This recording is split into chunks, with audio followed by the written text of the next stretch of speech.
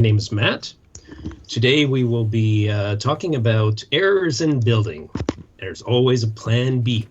And we are joined by Jason. Hello. We're joined by Simon. Hello.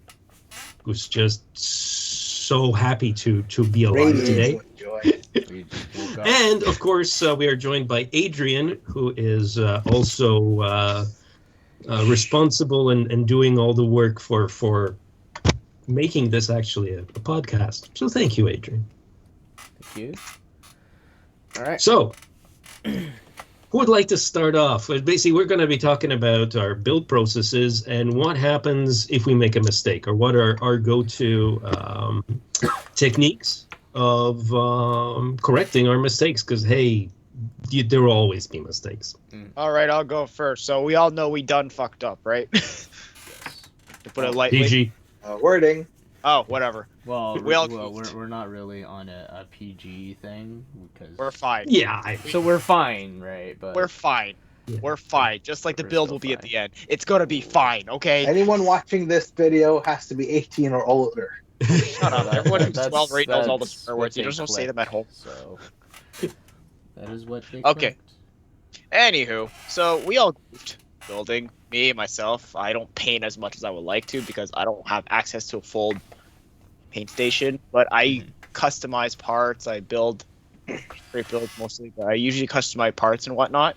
Mhm. So every now and then, obviously, you have a part snap or a peg.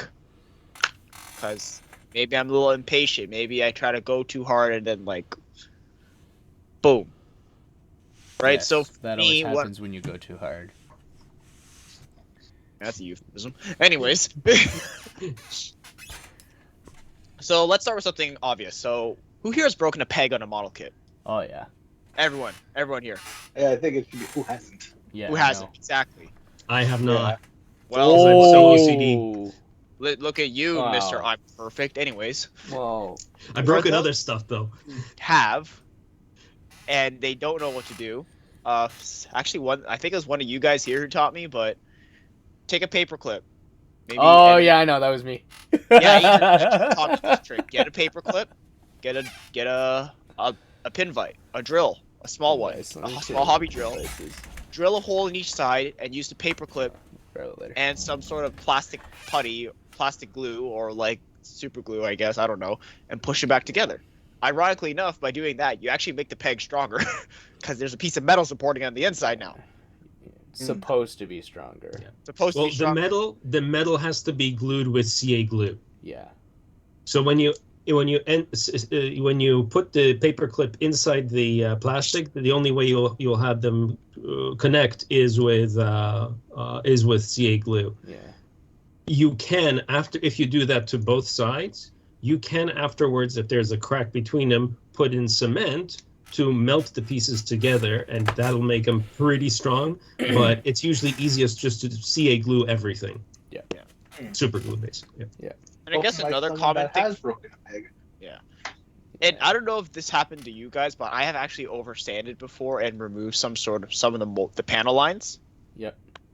So Yeah. unfortunately, this fix requires either spending money on a scriber or just being able to use a hobby knife to just slowly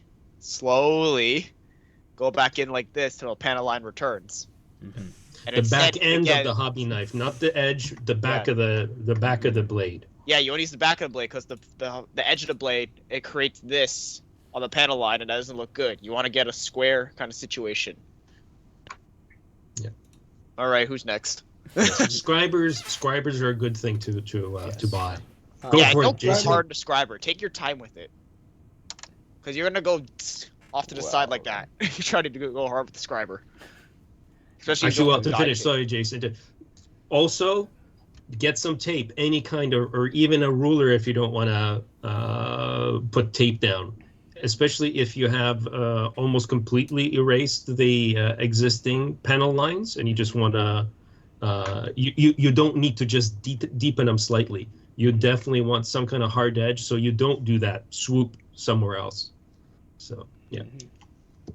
I mean, there are tutorials on how to do proper panel lining. We know from experience, you don't just go hard one time. Yeah. This is little mini strokes, light strokes, just to find that groove.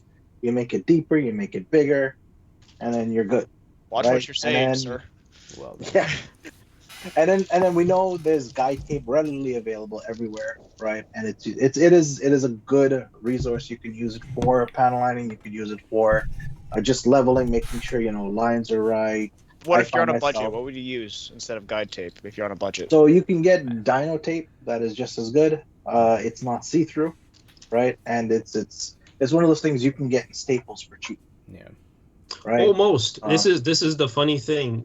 Dymo tape, the original one, it's the stuff that when you Label making. for the label makers Yeah. that you press the letters out and they turn Yeah. white out of the color. I remember That is those. actually getting harder and harder to find because the company that made those press thingies Mhm. is almost entirely using like printing technology. It's Yes. a little doodad that now Oh. prints them. It's all. So the Dymo tape that's out there is no longer the stuff we need, and you can get Dymo tape on Amazon, basically the stuff you really want, but it usually comes in packs of 4 or 5 or whatever it is, and so it ends up being actually sometimes more expensive, but you get a ton of it. Mhm. One thing I've found with Dymo tape, though, that as it ages, especially, the glue on it kind of gums up. Mm. The Yes. one thing that and actually starts slipping too. The guide tape, sort of per meter, shall we say, the price of guide tape per meter might be more, Mhm. but it usually will not leave any glue residue. It will not mess up your. It's a certain bet. Let's put it that way. So even though you're spending $5 to $7, that roll will last you for a hell of a long time. Well, it's meant to do that. It was designed to do that, right? So I would assume so. Which leads Well, me to like, sorry. Jay, go ahead. No. I was just gonna close out what we're Oh. saying. This is we all know this is a hobby that you pick the value of your project, Mhm. right? Mhm. And if you think this is something you can get into, or even just as a failsafe, spend the money. It's what, $12, let's say, for a nice thick roll of actual guide tape, Mhm. right? Spend the money. You have enough to make a mistake and redo it, Yeah. and then you also have more than enough for your next project. Yeah. You know. Adrian, Now- what about you? What's some bullshit you ran into Yeah. with building? Well, it's through all the stuff that I do, like the stuff I told you about, broken pegs, because that's all learned from years and years of trial and error as well. I did a whole bunch of stuff with Warhammer, so I picked up a bunch of stuff from there with green stuff and epoxy putty, learning how to fill in holes. Yeah, sorry, learning how to fill in fill in. Woo! This is the India Oh episode. dear. Anyway, so that's one of the things I like to bring up is with this SD Zaku.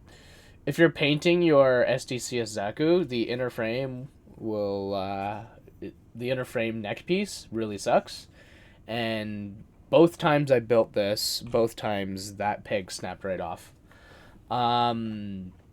It is an easy fix, but sometimes it's just easier if you can find a similar piece and just slap that on.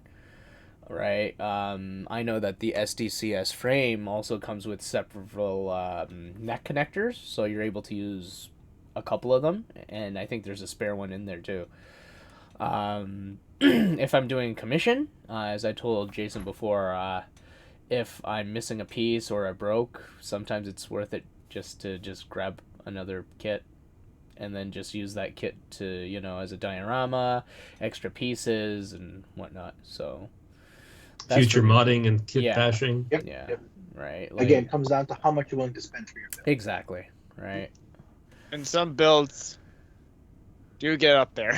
Yes, they do. Yes. They do. Yes. They will get up there real fast. Yeah.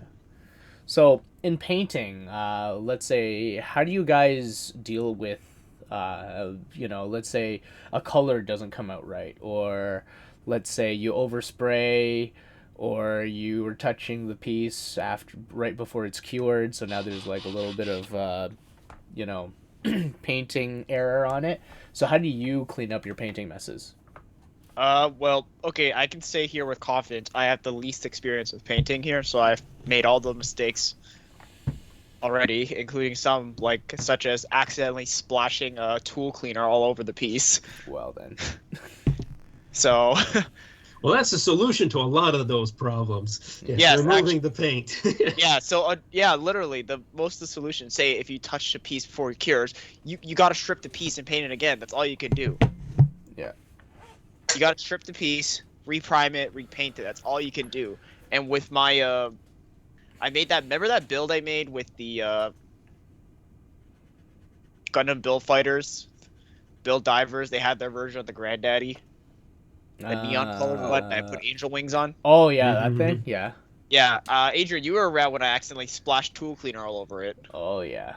Yeah, so what I had to do there was exactly like I said. I had to strip the entire piece, Yeah. reprime it, and repaint it. Yeah. When stuff like that happens, that's you got to do the whole thing over. Yeah, that's the There's problem no with paint. You salvaging can't that. save from there. You got to restart the process. Yeah. But painting So- usually is the most time-consuming part, in my opinion, Painting because yeah, there's it no is. room for error. And it's a There's multi-stage room for process. some errors. There Room for is some room for error, some but not error. for a lot of errors. In Yeah. building the custom parts itself, Mhm. you can literally hide it with another piece or something, like our friend did with the missile launcher Yeah. on his Leo. Yeah. Well, so with painting, sometimes if I get like a really light scratch, or let's say a fiber lands on it before it's done curing, I can sometimes get away with it if with a really really light sandpaper, like what I would say 6,000. No, yeah, 6,000. Does that sound right, Matt? Yep, Yeah. If you yep, just go over it maybe 5 times over 6,000, it'll even out, and then you just either spray the color over it again, or just go over it with the top coat. Yeah. And that usually would help it.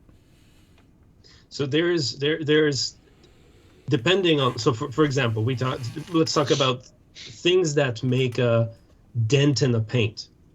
So fingerprints and like fibers and things like that. Fingernails. Fingernails, but I've had the idea is that you made some kind of Impression. wavy pattern, or so basically you made a smudge in the paint. Yes. There are folks who will basically let it cure and then respray just that part or whatever, or basically they'll sand that part down and respray it. Yeah. Depends on how big that is, but one of the problems with that process is you start building up paint, and especially if you're in Gundams, it's not that much of a problem because the panel lines are fairly deep and will not get covered over very easily. And some of the other from other model companies, you will have very very fine panel lines and details. But in general, the idea of going over things multiple times, and especially if you have a multi-layer coat, like say candy coats, which require multiple layers of paint, you don't want to do that because you will start filling up your details or your panel lines and hiding the details.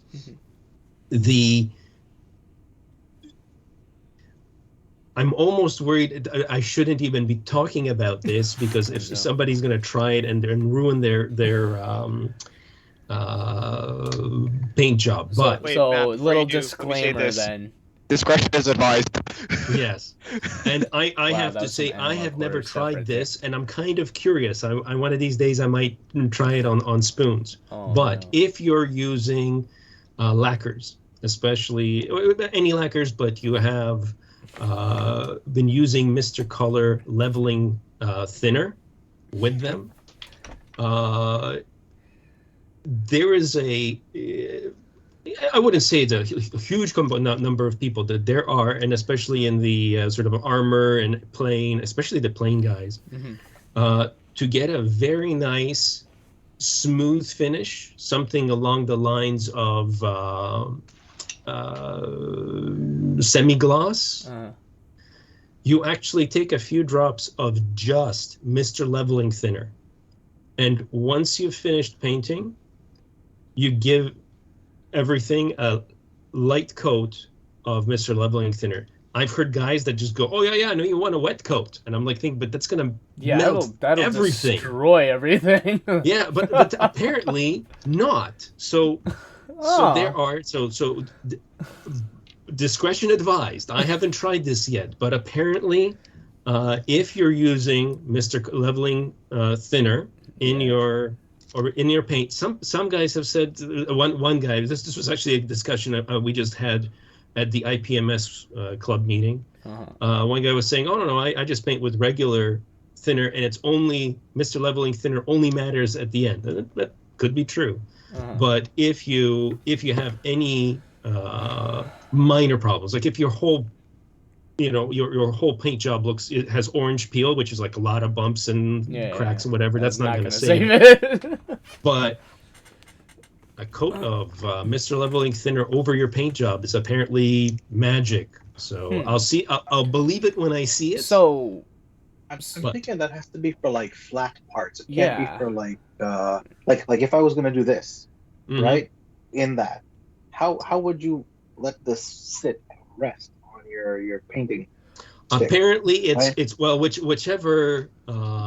So most armor, or for us, the armor parts that go on will have one shape. Yeah. Some will be more rounded, and then I've no idea, but I imagine it shouldn't be so wet that it's actually going to be dripping, because then you're creating more problems. Yeah. That's one of the biggest problems of putting too much paint on and putting it too wet a coat. Yeah. Is if it's dripping, then you done effed up. Yeah. So this is just supposed to be, a light coat that just makes it wet, and it will spread the paint out, basically level. That's the whole point of leveling thinner. It's got retarder in it, and it's supposed to level out all the bumps. So, well, wouldn't it make it? Well, in my opinion, it would make it more glossier, though. Yeah, apparently it's apparently it gives you sort of a satin finish. No, that I gotta try. It'll save me a lot of money on on top coat. Yeah. Well, you still want the top coat, right? Because that's part of the protection of the paint. I use a bunch of satin top coat in my builds. Yeah. Like it's 1/3 of my builds all the time, at the very least. How would you save the shine of a paint? Like, okay, so I'll be honest, guys. Since, like I said, I don't have a full paint setup, so sometimes I have to use Gundam markers to make things color accurate. So they have an EX silver, which is ridiculously shiny. Like this paint, if you use it, you will see your reflection in the paint. Yeah. The problem is this paint will rub off. That's a guarantee. If you don't protect it. So like I got a clear coated or I gloss coated or something, and of course gets covered up. Yep. Mm-hmm. There's no simple solution. Yeah. You will see guys on YouTube and a few blog posts have done, they'll do 4 or 5 spoons, and they'll do an acrylic top coat. They'll use that brand, this brand, whatever, and some look better, some do not. But you will never have so there are paints when you're doing chrome, when you're doing you'll do the system. You'll have the Alclad, all the Alclad paints that you use, and that's supposed to give you a good look. You'll use all Mr. Color brand stuff, and it's supposed to work together to give you the best look. But no matter what happens when you top coat, you are putting a layer of clear paint, which is going to sort of, just like a window, it breaks up the light. So gloss is obviously the only one you want to use if you've got something shiny, but even that gloss coat is going to break up that super shininess that you love from the marker. And to be honest, I don't think there's there's anything out there there isn't a top coat that will keep the exact amount of gloss out there, or a shininess that you have, because it's always going to be a layer over top of your shiny paint. Yep. I think bad news. Yep. I think the best way to do that would be to find a lacquer based type of chrome as shiny as you can get, and then go over it with like a weaker top coat. Right, and not a lot of it. Yeah, basically. yeah. Otherwise, it'll seep into the metallic layer, and it'll actually break up that smooth layer you originally had, and it'll just flake out, and it just becomes dark. Trust me, I've done a whole bunch of it. It does not look good. Oh man. Yeah. So I also. So that only works with like small bumps and scratches, right? Yep. So you talked about overspray. Yes. As long as always have enough of the color that you're. So this is one of the sort of, we'll talk about that a little later. Sort of prevention. Prevention is always best, but make sure you have enough of the colors you're using so that you can. Sometimes you'll need to spray again. Mm-hmm. So if you do have a bit of overspray, well, first of all, you should have masked it. So masking will solve a lot of those problems. If you didn't mask it, well, let everything dry. Mask what you just finished painting, and you're now going to have to clean up the overspray that you did. If you have a top coat in between, you might be able to, with thinner and a Q-tip, remove that overspray. But if there's no top coat, don't even try it. I don't even want to try that, just because it's very easy to accidentally put more thinner than you actually do need, and that'll just eat straight to the plastic. Straight right into the plastic. Yeah. So yeah, don't. The same thing happens if you don't put down the masking tape, the edge of the masking tape down as strong as you should have. There's always the worry we have that if you put the masking tape down and you press it too much, when you peel it off, it's going to take the paint off. Preventing that, or the easiest way to prevent that, is let your paint cure for at least 24 hours or something like that. Yes. Then when you put tape on it, it won't rip off. There are you can basically once you are using tape, it's just the very edge that matters. So that's where you should be, putting down a little bit of pressure. And some people will use toothpicks that they've sort of ground down the edge. The simplest, and I wish I brought it with me, you have, my goodness, clay modeling tools. That have a little ball at the end. It's basically a little shaft with a little round ball, and just take that ball and burnish the edge of the tape. This will make sure that you're not going to scratch anything. And found one. Oh, excellent. Right here, this little guy. I don't know if you can really. Let me turn off the light a little bit. Yeah, exactly. Really, and the yellow one is the exact one I used too. Oh, is it? I just randomly picked one up. Yeah. The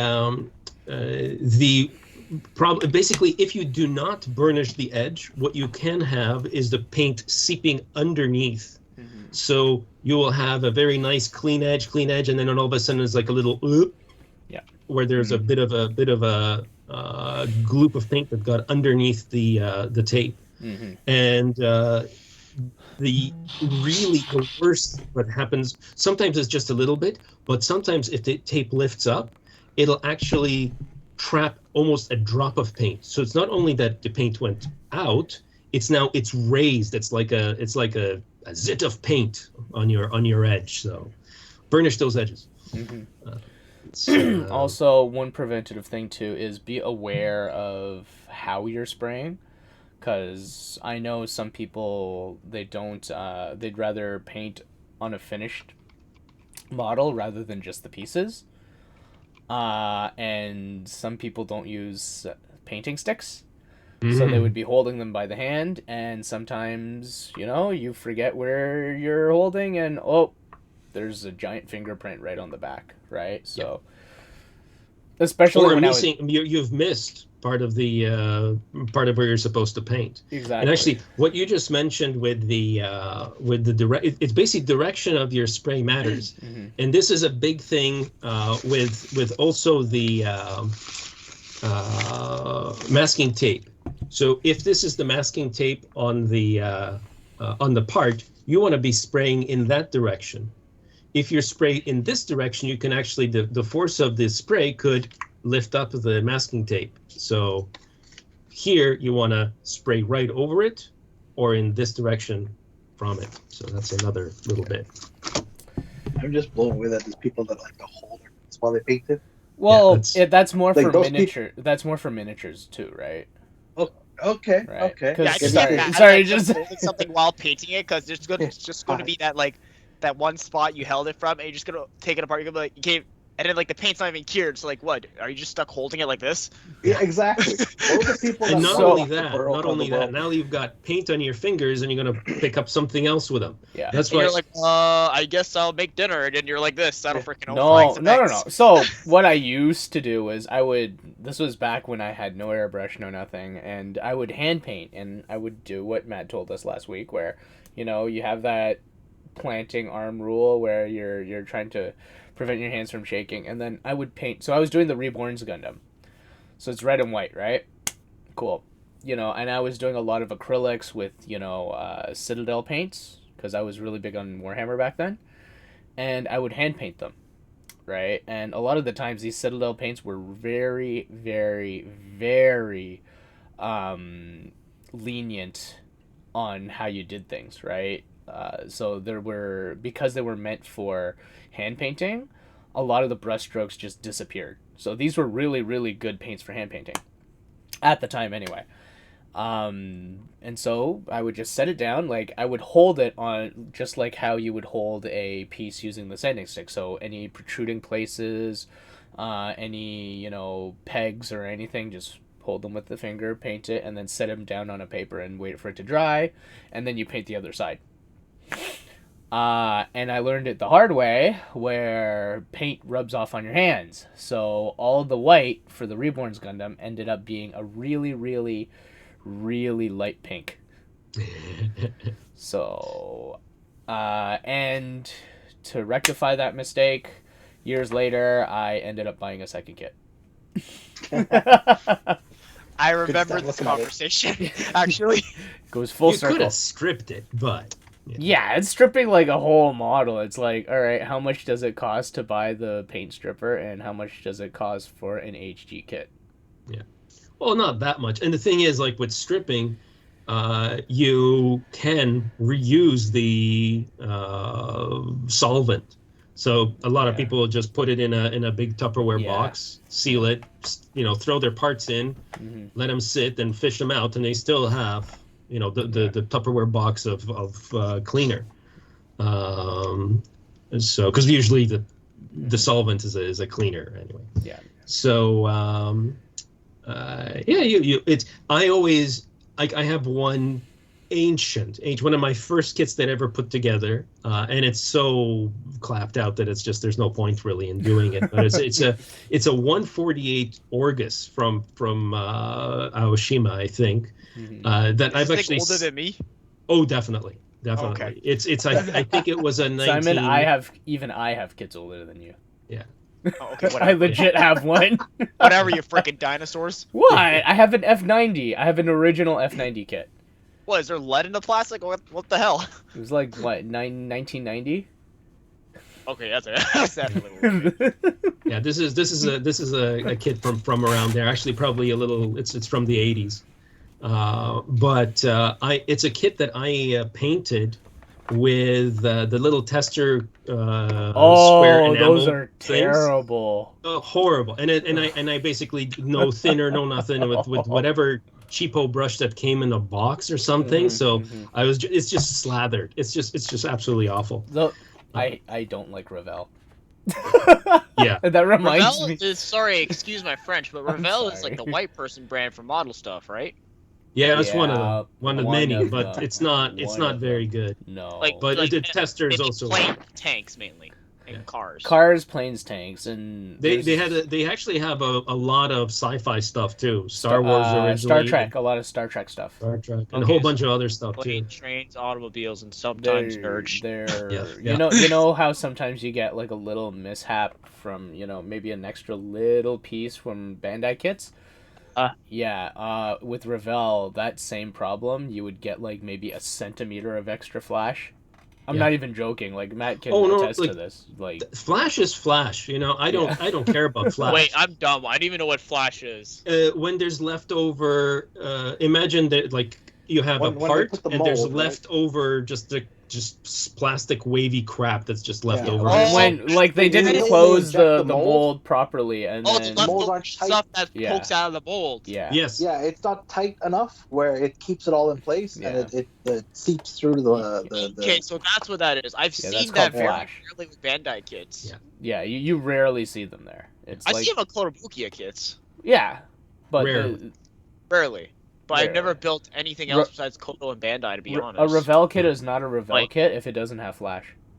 The Kurai Transformer kits, I think I've seen Flash before. And Revell, to be fair, Mhm. To be fair, Revell has has decent kits, but for example, one of the kits that when I got back into the hobby in 2014, the Babylon 5 Star Fury, the little starfighter that they have, Mhm. I absolutely love that thing. And I had a kit since the late 90s. Actually, it's 98 or 99 when the kit came out. And I tried to put it together. I gave up Yeah. because in the manual, so they knew about this. In the manual, it says, oh, and you will need putty to fill the gaps here. So it was so bad. It was so freaking bad, and like they molded it, and I have a feeling they had to redo the manual. It's just a nightmare of a kit. You know they but, really fucked up when even the producer sends out a fix. and this is not like an extra page was put into the manual. It's part of the proper build process Yeah, of the actual. Anyway. I Okay, remember there was just to- actually a recall on one of Bandai's model kits for Unicorn. Like, was it? apparently the HG mass production Zeta from Unicorn, Yeah, there was a molding error on the waist, the crotch part of the waist. yeah. Hmm. So on a side note, well, as I said, as you just mentioned, Bandai is not 100% clear from all this. The Gujan Rebake Full City kit on the manual actually has wrong instructions to put the head together. Really? Yeah, That's happened a few. I know that there's a few manuals that have errors, and I think they fixed it, but all they did was they just slid in another sheet. Yeah. For that run, and then all they did was, hey, listen, we accidentally screwed up, so here's the actual fix. Well, I mean, Very- they probably printed a ton of those manuals already, so they're like, Yeah, there's no point exactly. printing Yeah. new manual, just add in the Exactly. slip-on sheet. So it's a lot easier. And then I 'Cause, think well- in subsequent runs they don't have it anymore. They wouldn't. But what ends up happening is they're creating the actual kit in CAD, Mm-hmm. and they just get exploding to parts. what they figure is the final version, Mm-hmm. and then they start printing the manuals, and then a change comes down because they say, oh, we can't put this in the mold or whatever, or somebody screws up in the mold or whatever it is. So there's a change that comes after the manual, and off you go. So, but anyway, the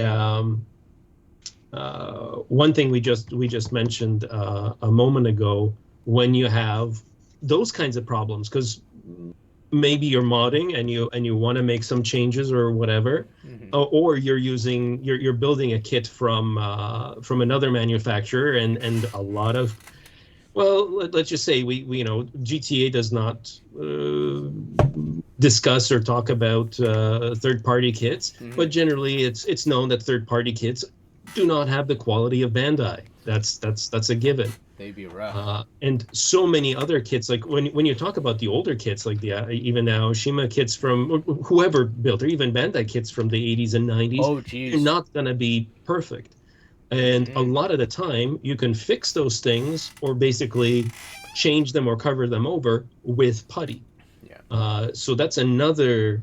It's not exactly a plan B, but it's basically. Well, Matt, like, just because we're on this topic, wasn't it the norm to use putty back then? Like Yes, all this, absolutely. yeah, like all the new stuff all the recent stuff that we're grown accustomed to, especially because of these Bandai kits. Like they've really, really spoiled us. Yes. right? They spoil it. Like it's the norm. So let's say that when you put together, we talk about removing seam lines. Yeah. That's just so that we have a clear, or makes the armor looks like a single piece. Yeah. For even today, for regular airplane kits, Airfix, not all Airfix, I don't want to give them a particularly bad name, but pretty much all airplane kits that are put together. When you one of the first things you end up, you build a cockpit, and then you enclose the cockpit inside the body. So usually the plane body comes in two parts, and there's a massive seam line you gotta fix. Now, most of the time, you actually have to use filler because the seam lines in Bandai are practically, like they are pretty much like you couldn't get a piece of paper in between them. In some of the planes, you can get a fingernail in between the parts. So it's normal for those guys to use CA glue, or sometimes CA glue mixed with talcum powder to make it more like a paste. Oh, okay. To actually fill in those gaps. So yeah, we are spoiled. So, and there's nothing wrong with that. Wow, off tangent. On tangent anyway. I just remember that just takes me back to like 2019 at that Heritage Con, where they invited like all the Gunpla people, and they were like, "Oh, we're going." And I'm like, man, they must have been looking at us like, "Wow, you guys got it good." I can't believe we're even allowed there. Put it together. You don't make any paste. Yeah, we just go. We're done. There was back in 2016. There was an IPMS show in Ajax. Yeah. And I was walking by the judges as they were in the Gunpla section, and they were looking, and I can't remember. Maybe it was a black and purplish kit, whatever it was. And they were looking at it and so trying to figure out what they were seeing. And they said, like, there's all this, the seam line isn't really that perfect, and the paint job is really strange. And I'm like looking over them, I was like, guys, that hasn't been painted. That's just, an HG kit that has been assembled. Yeah. Polished a little bit, not even top coated, and just put there. And they were like, oh, that's out of the box? Yeah. And it's weird too. What? It's weird too because their out of the box is completely different from our out of the box. Yeah, their out of the box is just a slab of gray plastic. No, they're out of the box, like there. It doesn't snap.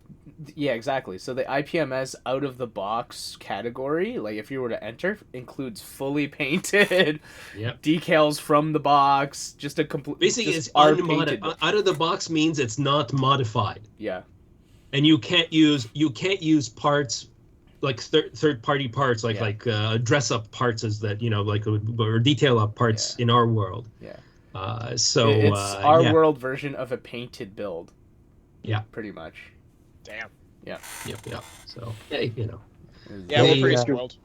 So if you really want to mess them up, enter a jet fighter and just like do your own water slide decal of an anime girl on it. Yeah. And see what they do. I've seen they usually end up going into the sci-fi or the miscellaneous categories. They won't let you. There are a few real planes out there that have these like massive decals for like World War II planes or something. Yeah, no. These are like you're thinking of like the bomb girls. Yeah. Well, I'm thinking more of like commercial airlines. There are full plane decals for say there is a even a Canadian Hornet that is from the. It's a show plane basically, but it has an absolutely awesome and glorious paint job. But that's really big Canadian maple leaf. It's not military colors. Let's say it's a show. Anyway. This is the one to bring to the flyby plane exhibits. Yeah. So that's CNE once a year when that was still a thing. You can actually get away with doing a car with anime decals. I'm pretty sure. Well, that'll be really cool. You see those cars cool. all the time at anime conventions. Like a bunch of dudes bringing their cars covered in some sort of anime girl decal, and then you have next thing you know, you have cosplayers posing all over them. whatever is the flavor of the year when it comes to Yeah. anime girls, is you'll find the Who most is the characters. waifu of this season? That's my- You'll see. You'll see. Hey, listen, we're guilty of that too. What's the kid of the month? What's the Shut kid of up. the year? Hey, you shut your dirty Yeah. mouth, Hey. okay? Moving on. I remember where when like what was it, a couple of years ago? You shut your dirty mouth, you naughty good boy. Remember when the We'll talk later. Barbados 100 no grade came out? Mm-hmm. Every show had one. Had like 5 Yeah, of them. yeah. Right? They had either It was either Sazabi, the Barbados, or the Unicorn. Those were like, you see them everywhere. You know, to be fair, you're right. Like every now and then, there's always a model kit. Before we get back on topic, it's like Yeah. that's the thing. Like everyone's talking about this one model. Everyone's talking about this one model. Like we were talking about when the G40 were announced. It was like we're like, what in the world is this? And then when the new Gundam was announced for RG, we were like, oh, this is beautiful. And then the one MG Barbatos, oh my god, it's the best kid ever. Just on and on and on. My favorite was when the Deep Striker first came out, and there was a picture of like I don't know. I think it was you never built. no, it was like GBWC or something, or like a contest, and the guy had a picture, and there was probably 20 to 30 Deep Strikers all in one yeah, area. they're just all lined up. Yeah, and then it's just Oh, like the- everyone's just fixing up their stuff, and each one is like huge. So that's a Japanese club thing. yeah. So Japanese modeling clubs, and that was a show and not a competition. Okay. Japanese clubs, you will have a local club. Everybody will do a group build of a particular kit. Yeah. And back when when the MG Xeon came out, Oh. or the and the same thing with so you would MG see these Perfect just Xeon. lines and lines of these Oh, kits. They did that with the original Faz too, right? Yeah. Yeah, It they had to basically- build basically it just from- always Faz happens. is really old. Yeah.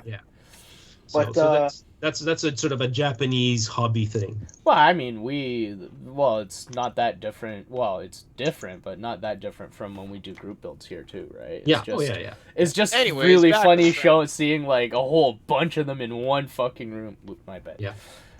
Because those are a lot of those when you see the big rooms and whatever. Yeah. Or Zaku is really big on that because you'll have all the clubs showing up as clubs. Mm-hmm. There'll be the competition area, Uh-huh. and then there'll be the club. So it's like, the little town of whatever, and this is their club, and you have a table for each.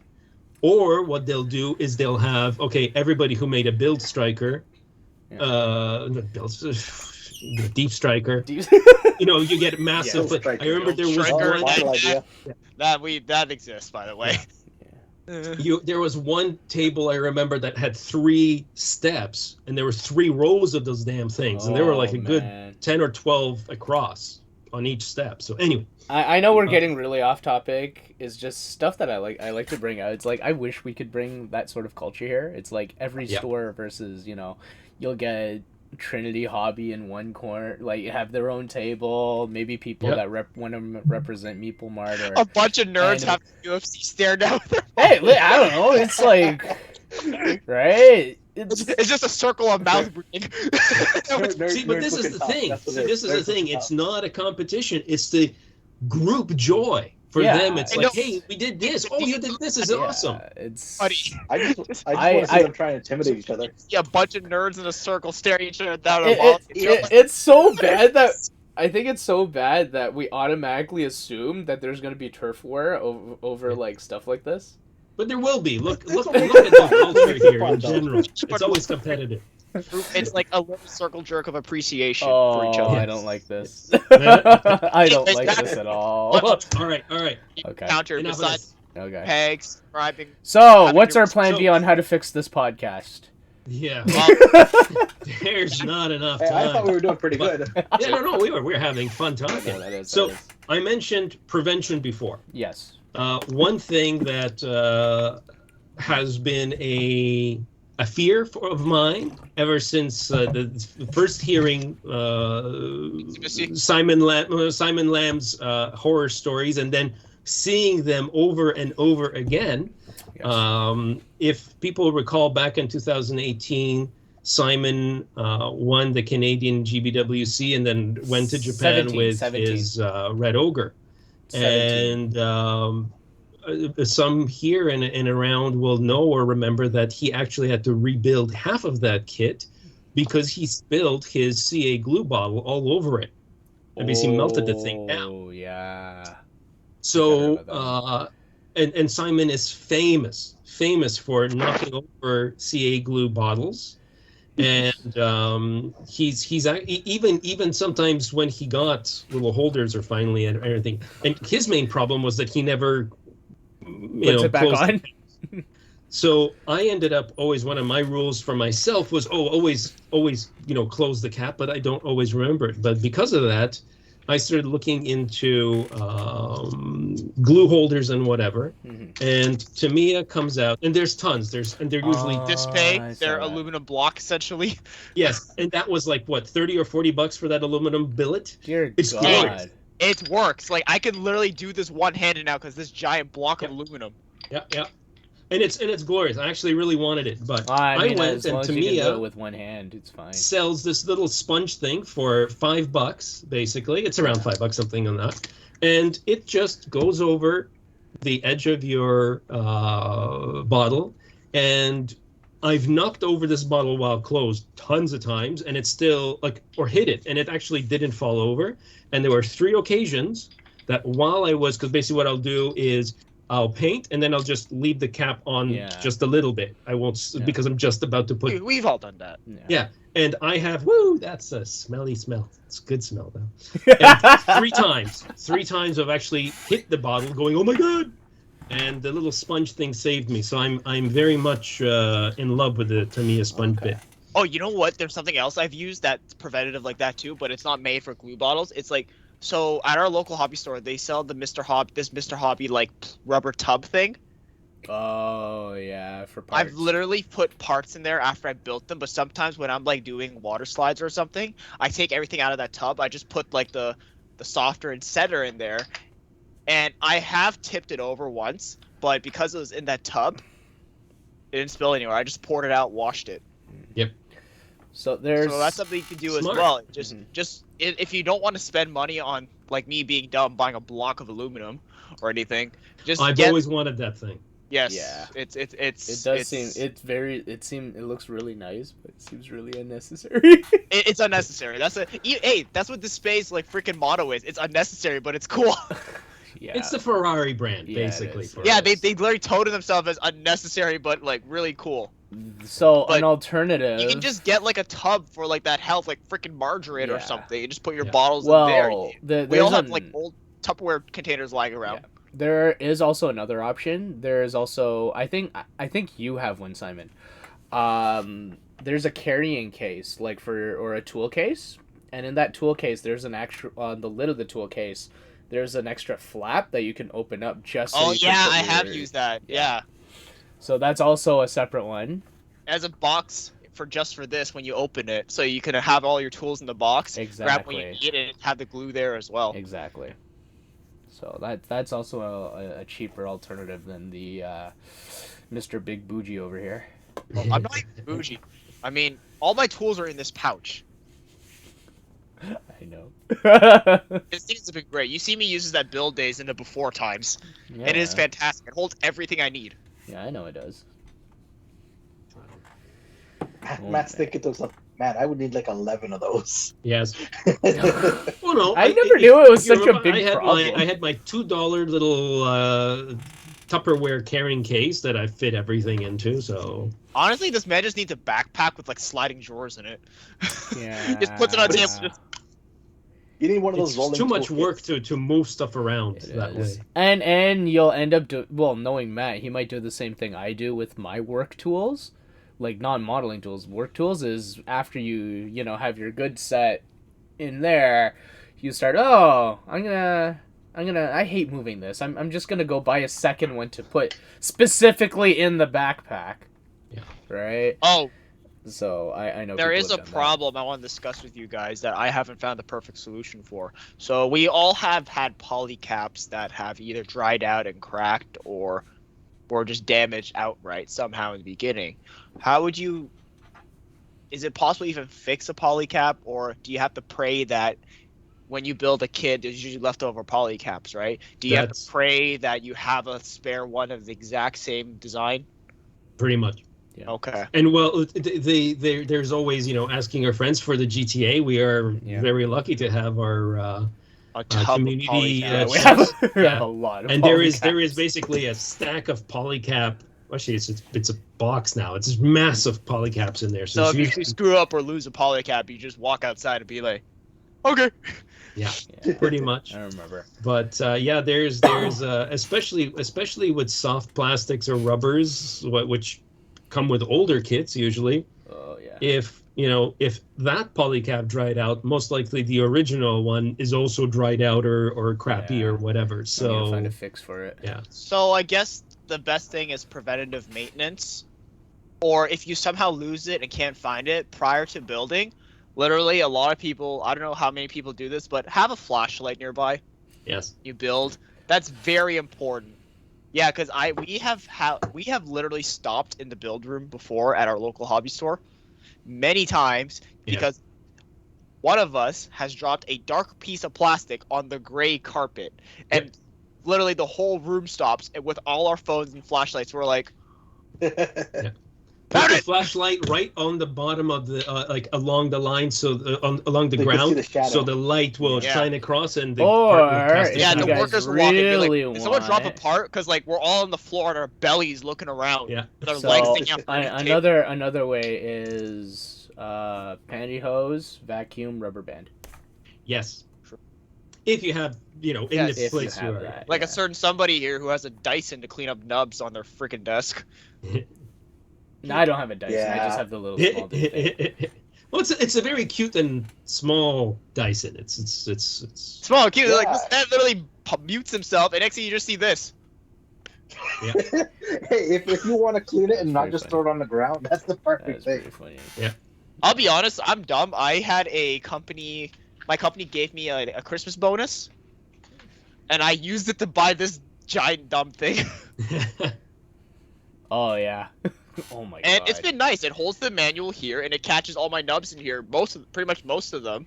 So I just pull out the drawer and just go like this over a garbage bin. Yep.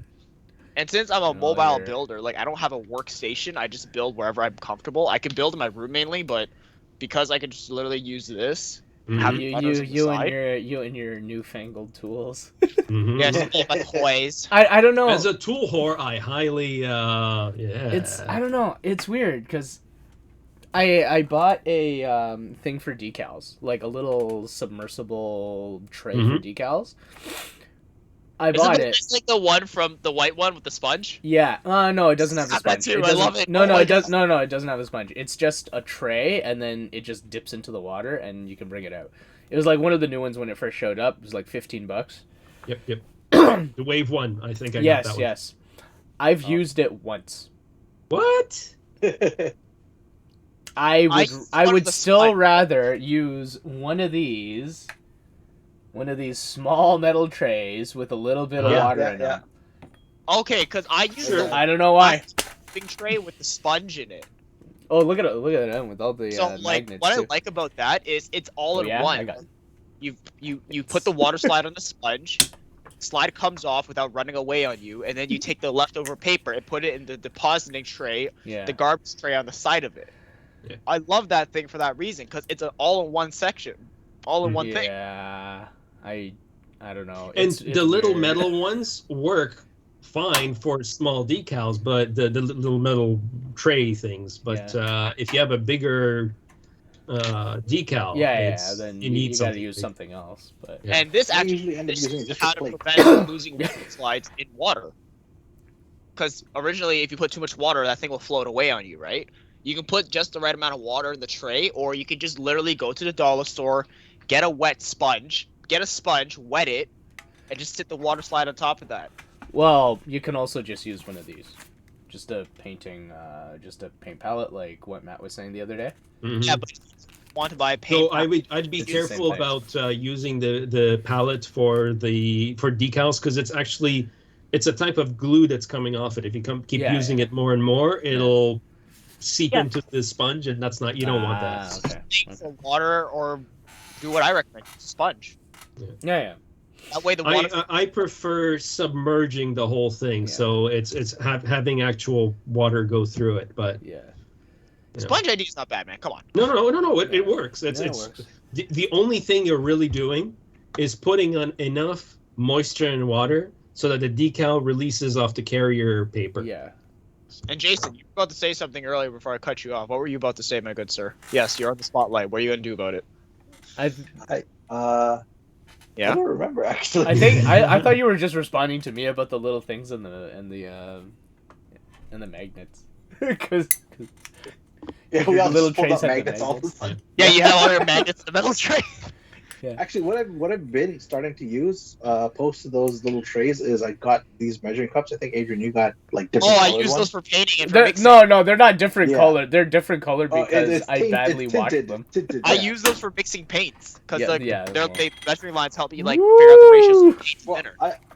That, and I just like how it has the drip, so you know. Yeah, you don't can like control- spill down the side of it. It goes straight into the air. Little. Because I custom mixed a lot of my paint, so those help a lot. Yeah. Easiest way is when you're pouring it, is just to use the stick. Yeah. Right? And then that'll at least guide the stream to where it's supposed to go into the airbrush. So it doesn't Yeah, spray out. I do that if it's going right from the bottle. Yeah. I'll do that. But if like when it comes to like pre-shading, right? Mhm. You do your black. You do, for instance, you'll do your coat in black, but then you'll mix another coat with like black and tan, for instance. Yeah. Right. So I'll put it into that, mix it, and then that, because it has the pour to it, I can just dump it right into the airbrush. Oh, actually, I got another question for you guys. Yes. And the question is, Okay, my brain just farted. Ooh, I don't know how to fix that. It was relating to paint. Oh lord. Is really Oh, Okay. Well, so why you guys- think about that? Oh wait, I just realized. Okay, yeah. What is it, Simon? Okay, so for me, like I had some paint jars I opened and they're like dried up to oblivion, Yeah. or they become to a putty. For those of you that don't realize it somehow, just get some paint thinner, pour it in there, mix it up. It's good to go. there's Almost. Like it's not going to be the exact same thing, and it also depends on how old and how dry. If it's dried solid, sometimes it won't go. Yeah. And it's really what actually makes the paint wet is called the medium. So you can actually some companies will, like Vallejo sells their own medium. So basically, like they did, sometimes some other companies call it paint refresher or something like that. Every brand has their own paint restorer or something. I think. Yeah. Restore. So Because I think Lewis was using that. I think a couple years back. Yeah. Because a bunch of his stuff dried out. and if you use just thinner, it will work for a little while, but the paint will go back to solid very, very quickly because the thinner will evaporate out. So I'm guessing the binding agent for the paint, like for the pigment and the like whatever thinner you're using, I guess dried out then, and it's not actually, it's removed, and that's basically what the restorer is then, I'm guessing. Yeah. Okay. What about water slides? How do you rescue a water slide that you goofed on? You pay for another one. Yeah. So it depends on Yeah. how, if you ripped it, you just very carefully Slide it back. maneuver the parts back together.